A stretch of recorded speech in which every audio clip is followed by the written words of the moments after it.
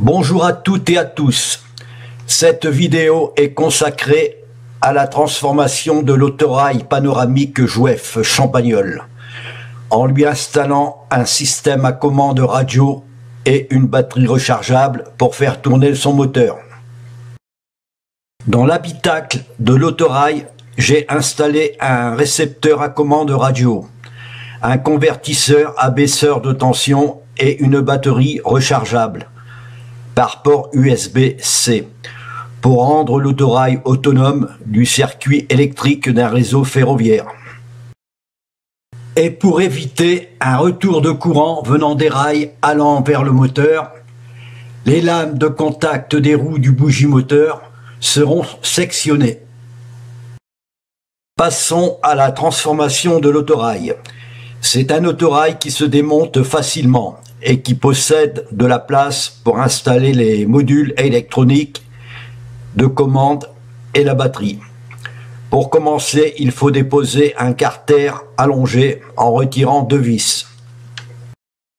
Les bougies moteurs et porteurs sont montés vissés dans des coques en plastique qui se déboîtent facilement.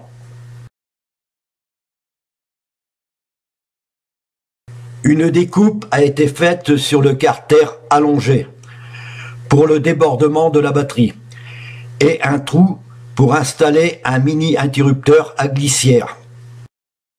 Installation d'une batterie rechargeable par port USB-C pour l'énergie électrique autonome du moteur de l'autorail. La batterie a été installée et collée avec du ruban adhésif double face. Une entaille a été faite sur la caisse de l'autorail pour entrer une prise USB et recharger la batterie. Un mini interrupteur a été installé pour couper le courant électrique qui alimente les modules électroniques. Les modules électroniques installés dans l'autorail. Dans l'habitacle de l'autorail, j'ai installé un récepteur à commande radio, un convertisseur à baisseur de tension et une batterie rechargeable par port USB-C. Cette méthode permet de rendre l'autorail autonome du circuit électrique d'un réseau ferroviaire. Voici le mini récepteur radio commutateur inverseur de polarité avec sa commande pour la marche avant et arrière de l'autorail. Une vidéo a été faite sur la fonction du mini commutateur radio inverseur de polarité.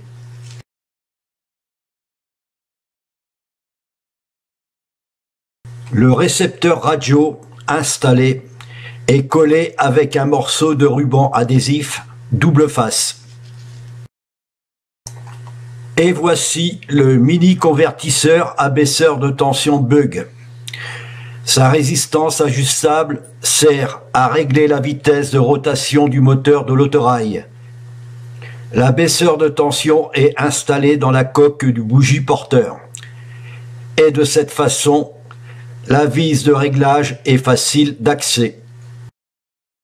Le convertisseur sert à garder une tension de sortie stable, même quand la tension d'entrée est instable. La tension de sortie doit toujours être inférieure à la tension d'entrée du convertisseur. Ce schéma représente le chemin de câblage des modules installés dans l'autorail. C'est une alimentation électrique qui part de la batterie rechargeable pour arriver au moteur. Pour faire fonctionner le récepteur radio, la tension de sortie du convertisseur à baisseur de tension ne doit pas descendre en dessous de 4 volts. Comme pour les voitures, passage de l'autorail à la borne électrique. Je veux dire recharge de la batterie de l'autorail par port USB-C. Ce système de branchement évite de démonter le carter de l'autorail pour avoir accès à la batterie.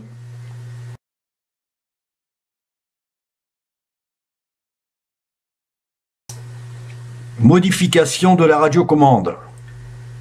par la fonction intensive de la radiocommande et pour une autonomie plus longue. La pile bouton a été supprimée et remplacée par une pile de 9 volts avec l'installation d'un mini convertisseur de tension bug et d'un interrupteur marche-arrêt. L'ensemble est monté dans un boîtier. Voici le boîtier à commande radio. Et par la suite, je compte faire une vidéo. Comment remplacer une pile bouton par une batterie. Et maintenant, passons au roulement de l'autorail panoramique Jouef et à sa radiocommande.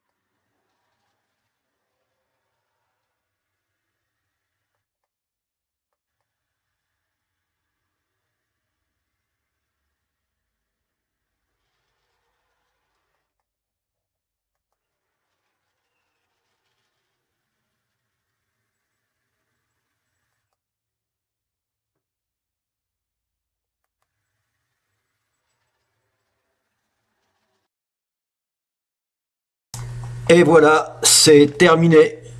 Merci à toutes et à tous d'avoir visionné ma vidéo.